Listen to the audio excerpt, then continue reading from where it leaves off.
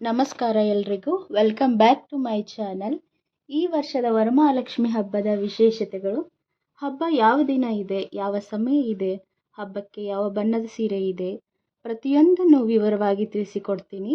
ಪೂಜೆಗೆ ಏನೆಲ್ಲ ಪೂಜಾ ವಸ್ತುಗಳು ಅತಿ ಮುಖ್ಯವಾಗಿ ಬೇಕು, ಹಾಗೆ ಈ ವರ್ಷ ಯಾರೆಲ್ಲ ಮೊದಲ ಸಲ ವರಮಹಾಲಕ್ಷ್ಮಿ ವ್ರತವನ್ನು ಮಾಡ್ತಾ ಇದ್ದೀರಾ, ಅಂದರೆ ಇದು ಹಬ್ಬನೂ ಹೌದು ವ್ರತನೂ ಹೌದು. ಈ ವರ್ಷದಿಂದ ಮೊದಲ ಸಲ ಕಳಸ ಇಟ್ಟು ಅಥವಾ ಲಕ್ಷ್ಮಿಯನ್ನು ಕೂರಿಸಿ ಹಬ್ಬ ಮಾಡುವಂಥವರು ಏನೆಲ್ಲ ವಸ್ತುಗಳನ್ನು ತೆಗೆದುಕೊಳ್ಳಬೇಕು, ಹಾಗೆಯೇ ಇಷ್ಟು ವರ್ಷದಿಂದ ಹಬ್ಬ ಮಾಡ್ತಾ ಇರುವಂಥವರು ಏನೆಲ್ಲ ವಸ್ತುಗಳು ಇದೆ, ಈ ವರ್ಷ ಏನೆಲ್ಲ ವಸ್ತುಗಳನ್ನು ತೆಗೆದುಕೊಳ್ಬೇಕು, ಯಾವ ರೀತಿ ಸಿದ್ಧತೆ ಮಾಡಿಕೊಳ್ಬೇಕು. ಹಾಗೆ ಕೆಲವರೆಲ್ಲ ಈ ಆಷಾಢ ಮಾಸದಲ್ಲಿ ವೈಭವಲಕ್ಷ್ಮಿ ಪೂಜೆ ಮಾಡಬೇಕು ಅಂದ್ಕೊಂಡಿದ್ದೀರಾ. ಕೆಲವರು 5 ವಾರ, ಕೆಲವರು 8 ವಾರ ಮಾಡ್ತಾ ಇದ್ದೀರಾ. ಹಾಗಾಗಿ ಮಧ್ಯದಲ್ಲಿ ವರಮಹಾಲಕ್ಷ್ಮಿ ಹಬ್ಬ ಕೂಡ ಬರುತ್ತೆ. ಆ ದಿನ 2 ಪೂಜೆನ ಯಾವ ರೀತಿ ಮಾಡಬೇಕು, 2 ಕಳಶ ಇಡ್ಬೋದಾ, ಈ ಎಲ್ಲ ಪ್ರಶ್ನೆಗಳು ಇವತ್ತಿನ ವಿಡಿಯೋ ತುಂಬ ಉಪಯುಕ್ತವಾಗಿರುತ್ತೆ. ಸ್ಕಿಪ್ ಮಾಡದೆ ನೋಡಿ. ಹಬ್ಬಕ್ಕೆ ಅಂತ ಶಾಪಿಂಗ್ ಮಾಡಬೇಕು, ಸೀರೆ ತಗೋಬೇಕು ಅಂದರೆ ಸಾಕಷ್ಟು ಟೈಮ್ ಬೇಕೇ ಬೇಕು ಅಲ್ವಾ. ಹಾಗಾಗಿ ಮುಂಚಿತವಾಗಿ ಈ ವಿಚಾರ ನಿಮಗೆ ತಿಳಿಸ್ತಾ ಇದ್ದೀನಿ. 2026 ಈ ವರ್ಷದ ವರಮಹಾಲಕ್ಷ್ಮಿ ಹಬ್ಬ ಯಾವ ದಿನ ಆಚರಣೆ ಮಾಡಬೇಕು, ಡೇಟು, ತಿಥಿ, ನಕ್ಷತ್ರ, ಆ ದಿನ ಶುಭ ಯೋಗಗಳು, ಶುಭ ಮುಹೂರ್ತ, ಹಾಗೆ ಯಾವ ಬಣ್ಣದ ಸೀರೆ ಈ ವರ್ಷ ತಗೋಬೇಕು, ಬನ್ನಿ ತಿಳ್ಕೊಳ್ಳೋಣ. ಶ್ರಾವಣ ಮಾಸದ ಶುಕ್ಲ ಪಕ್ಷದ ನವಮಿ ತಿಥಿ, ಅನುರಾಧ ನಕ್ಷತ್ರ, ಸೂರ್ಯೋದಯ ಸಮಯದಲ್ಲಿ ಈ ವರ್ಷದ ವರಮಹಾಲಕ್ಷ್ಮಿ ಹಬ್ಬ ಆಗಸ್ಟ್ 21ನೇ ತಾರೀಕು ಶುಕ್ರವಾರ ಆಚರಣೆ ಮಾಡ್ತಾ ಇದ್ದೀವಿ. ಆಗಸ್ಟ್ 20ನೇ ತಾರೀಕು ಸಂಜೆ 5:50 ನವಮಿ ತಿಥಿ ಪ್ರಾರಂಭವಾಗುತ್ತೆ. ಆಗಸ್ಟ್ 21ನೇ ತಾರೀಕು ರಾತ್ರಿ 8:05 ತನಕ ಇರುತ್ತೆ. ಆಗಸ್ಟ್ 20ನೇ ತಾರೀಕು ಬೆಳಗ್ಗೆ 5:40 ಅನುರಾಧ ನಕ್ಷತ್ರ ಇರುತ್ತೆ. ಆಗಸ್ಟ್ 21ನೇ ತಾರೀಕು ಮಾರನೆಯ ದಿನ ಶುಕ್ರವಾರ ಬೆಳಗ್ಗೆ 8:20 ತನಕ ಅನುರಾಧ ನಕ್ಷತ್ರ ಇರುತ್ತೆ. ಅನಂತರ 8:20 ತನಕ ಜ್ಯೇಷ್ಠ ನಕ್ಷತ್ರ ಇರುತ್ತೆ. ಅಂದರೆ ನಮಗೆ ಸೂರ್ಯೋದಯ ಸಮಯದಲ್ಲಿ ಅನುರಾಧ ನಕ್ಷತ್ರ ಇರುತ್ತೆ.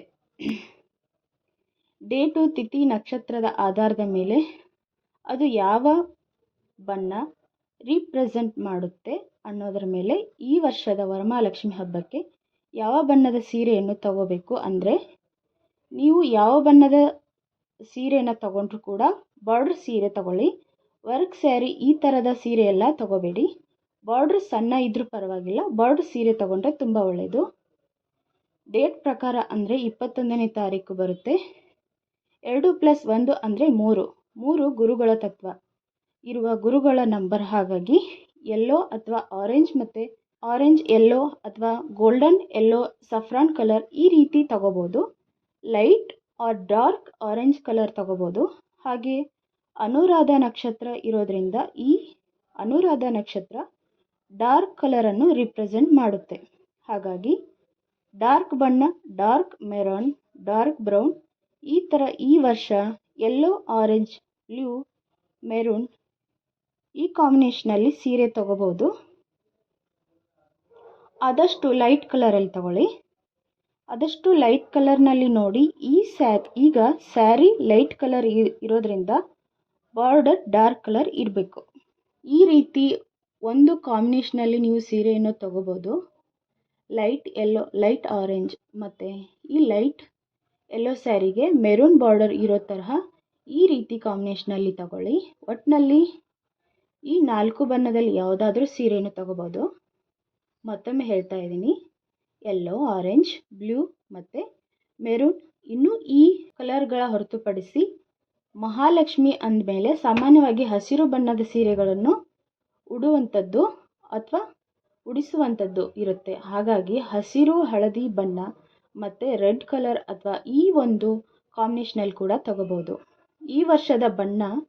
ಹಾಗಾಗಿ ಹೇಳಿದ ಹಾಗೆ ಯೆಲ್ಲೋ, ಆರೆಂಜ್, ಬ್ಲೂ ಮತ್ತು ಮೆರೂನ್ ಈ ಕಾಂಬಿನೇಷನಲ್ಲಿ ತಗೊಳ್ಳಿ. ಹಾಗೆ ವೈಭವಲಕ್ಷ್ಮಿ ಮತ್ತು ವರಮಹಾಲಕ್ಷ್ಮಿ ಹಬ್ಬಕ್ಕೆ ಸಂಬಂಧಿಸಿದ ಹಾಗೆ ವೈಭವಲಕ್ಷ್ಮಿ ಪೂಜೆ ಮಾಡುವಂಥವರು ಒಂದೇ ದಿನ 2 ಕಳಸ ಇಡಬಹುದಾ, ಹೇಗೆ ಪೂಜೆ ಮಾಡಬೇಕಂತ ಬಗ್ಗೆ ಈ 2 ಕಳಸದ ಇಡಬಹುದು.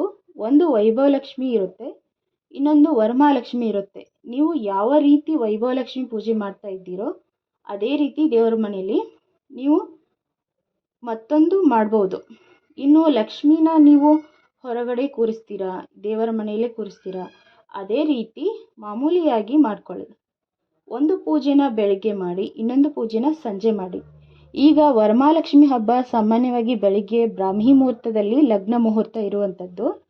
ಆ ಸಮಯದಲ್ಲಿ ಪೂಜೆ ಮಾಡಿ ಬಿಡ್ತೀನಿ.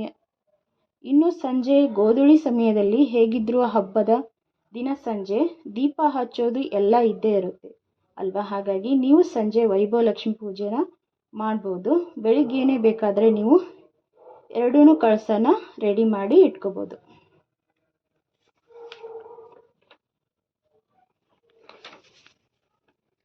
ನೈವೇದ್ಯ ಎಲ್ಲ ಸಪ್ರೇಟಾಗಿ ಮಾಡಬೇಕು ಅಂತೇನಿಲ್ಲ. ಒಂದೇ ನೈವೇದ್ಯ. ನೀವೀಗ ವರಮಹಾಲಕ್ಷ್ಮಿ ಪೂಜೆಗೆ ಏನು ನೈವೇದ್ಯ ಮಾಡಿರ್ತೀರೋ ಅದನ್ನೇ ಕೂಡ ವೈಭವಲಕ್ಷ್ಮಿ ಕಳಸದ ಮುಂದೆ ಇಟ್ಟು ಪೂಜೆ ಮಾಡ್ಬೋದು. ಇನ್ನು ಮನೆ ಕ್ಲೀನಿಂಗ್ ಮಾಡೋದ್ರ ಬಗ್ಗೆ ಹೇಳಬೇಕಂದ್ರೆ, ಈಗ ನೀವು ವೈಭವಲಕ್ಷ್ಮಿ ಪೂಜೆ ಸ್ಟಾರ್ಟ್ ಮಾಡ್ತೀರಾ ಅಂದರೆ ಅದಕ್ಕಿಂತ ಮೊದಲೇ ಮನೆ ಕ್ಲೀನ್ ಮಾಡಿಟ್ಕೊಳ್ಳೋದು ತುಂಬ ಒಳ್ಳೆಯದು. ಆದರೆ ಹಬ್ಬಕ್ಕೆ ಇನ್ನೂ 1 ತಿಂಗಳು ಟೈಮ್ ಇರುತ್ತೆ. ಮುಂಚಿತವಾಗಿ ಕ್ಲೀನ್ ಮಾಡಿಕೊಂಡ್ರೆ ಮತ್ತೆ ಕ್ಲೀನ್ ಮಾಡಬೇಕಾಗುತ್ತೆ. ಇದು ನನಗೂ ಕೂಡ ಅರ್ಥ ಆಗುತ್ತೆ. ಹಾಗಾಗಿ ನೀವು ಏನು ಮಾಡಬಹುದು, ಆದಷ್ಟು ವೈಭವಲಕ್ಷ್ಮಿ ಪೂಜೆ ಸ್ಟಾರ್ಟ್ ಮಾಡೋದಕ್ಕಿಂತ ಮುಂಚೆನೇ ಮನೆಯಲ್ಲಿ ತುಂಬ ಹಳೇದು ಬೇಡದೇ ಇರುವಂಥದ್ದು ಅಥವಾ ಮುರಿದು ಹೋಗಿರೋದು, ಹರಿದು ಹೋಗಿರೋದು ಅಥವಾ ಕಿತ್ತೋಗಿರೋದು ಏನೆಲ್ಲ ಹಳೆ ವಸ್ತುಗಳಿದೆಯೋ ಅದನ್ನೆಲ್ಲ ಹೊರಗಡೆ ಹಾಕಿಬಿಡಿ. ಆಮೇಲೆ ಬೇಕಾದರೆ ಜಸ್ಟ್ ಏನಂದರೆ ಧೂಳನ್ನೆಲ್ಲ ಕ್ಲೀನ್ ಮಾಡಿಕೊಂಡು ಕರ್ಟನ್ನು, ಬ್ಲ್ಯಾಂಕೆಟ್ಸು ಇಂಥದ್ದೆಲ್ಲ ಕ್ಲೀನ್ ಮಾಡ್ಕೊಳ್ಬೋದು, ವಾಶ್ ಮಾಡ್ಕೊಳ್ಬೋದು. ಇದನ್ನೆಲ್ಲ ಬೇಕಾದರೆ ನೀವು ಹಬ್ಬ ಹತ್ತಿರ ಇದ್ದರೆ ಅನ್ನೋವಾಗ ಮಾಡ್ಕೋಬೋದು. ಈಗ ಆಷಾಢದಲ್ಲಿ ಆಷಾಢ ಶುಕ್ರವಾರ ಲಕ್ಷ್ಮೀ ಪೂಜೆ ಅಥವಾ ವೈಭವಲಕ್ಷ್ಮಿ ಪೂಜೆ, ಇನ್ನೂ ವರಮಹಾಲಕ್ಷ್ಮಿ ಪೂಜೆ ಕೂಡ ಬರುತ್ತೆ. ಹಾಗಾಗಿ ಈ ರೀತಿ ಲಕ್ಷ್ಮೀ ಪೂಜೆನ ಸ್ಟಾರ್ಟ್ ಮಾಡೋದಕ್ಕಿಂತ ಮೊದಲು ಜ್ಯೇಷ್ಠಾದೇವಿ ಪೂಜೆ ಮಾಡಬೇಕು. ಈಗ ಯಾರಿಗಾದರೂ ಮಾಡೋಕ್ಕಾಗಲಿಲ್ಲ ಅಂದರೆ ಮತ್ತೆ ನೀವು ಭಾದ್ರಪದ ಮಾಸದಲ್ಲಿ ಕೂಡ ಮಾಡ್ಬೋದು. ವೈಭವಲಕ್ಷ್ಮಿ ವ್ರತ ಮಾಡುವಂಥವರು ಉಪವಾಸ ಮಾಡುವುದು ಕಡ್ಡಾಯವೇನಿಲ್ಲ. ಮುತ್ತೈದೆ ಹೆಣ್ಮಕ್ಳು ಶುಕ್ರವಾರ, ಅಮಾವಾಸ್ಯೆ, ಹುಣ್ಣಿಮೆಗಳಲ್ಲಿ ಉಪವಾಸ ಮಾಡಬಾರ್ದು ಅಂತ ಹೇಳ್ತಾರೆ. ಹಾಗಾಗಿ ಲೈಟಾಗಿ ನೀವು ಏನಾದರೂ ತಿಂದು ಪೂಜೆ ಮಾಡ್ಬೋದು. ಮಂತ್ರಗಳು, ಪೂಜೆಗಳನ್ನು ಹೇಳುವಾಗ ದಂತಶುದ್ಧಿ ಇರಬೇಕು. ಹಾಗಾಗಿ ಬೆಳಿಗ್ಗೆ ಮತ್ತು ಸಂಜೆ ಪೂಜೆಗೆ ಮೊದಲು ಬ್ರಷ್ ಮಾಡಿ ಕೈಕಾಲು ತೊಳೆದು ನಂತರ ಪೂಜೆ ಮಾಡಬೇಕು. ನೀವು ಯಾವುದೇ ಪೂಜೆ ವ್ರತ ಮಾಡುವುದಕ್ಕೆ ಸಂಜೆ ಮಾಡುವಾಗ ಬ್ರಷ್ ಮಾಡುವುದು, ಕೈಕಾಲು ತೊಳೆಯುವುದು ಮಾಡಿ ಮಂತ್ರಗಳೊಂದಿಗೆ ಪೂಜೆ ಮಾಡಬೇಕು. ಹಾಗೆಯೇ ವರಮಹಾಲಕ್ಷ್ಮಿ ಹಬ್ಬದ ದಿನ ಅಂದರೆ ಆಗಸ್ಟ್ 21ನೇ ತಾರೀಕು ಹಬ್ಬ ಮಾಡಲು ಆಗದಿದ್ದರೆ ಮತ್ತೆ ಯಾವಾಗ ಮಾಡಬಹುದು ಅಂದರೆ ಮುಂದಿನ ಅಂದರೆ ಅದರ ಮುಂದಿನ ಶುಕ್ರವಾರ ಅಂದರೆ 3ನೇ ಶ್ರಾವಣ ಶುಕ್ರವಾರ ಕೂಡ ಮಾಡ್ಬೋದು.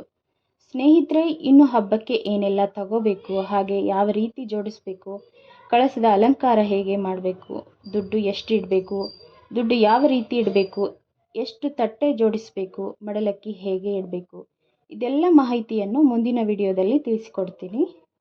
ಈ ವಿಡಿಯೋ ಮತ್ತು ಮಾಹಿತಿ ನಿಮಗೆ ಇಷ್ಟವಾಗಿದೆ ಎಂದು ತಿಳ್ಕೊಳ್ತೀನಿ. ನಮ್ಮ ಚಾನಲನ್ನು ಲೈಕ್ ಮಾಡಿ, ಶೇರ್ ಆ್ಯಂಡ್ ಸಬ್ಸ್ಕ್ರೈಬ್ ಮಾಡಿ.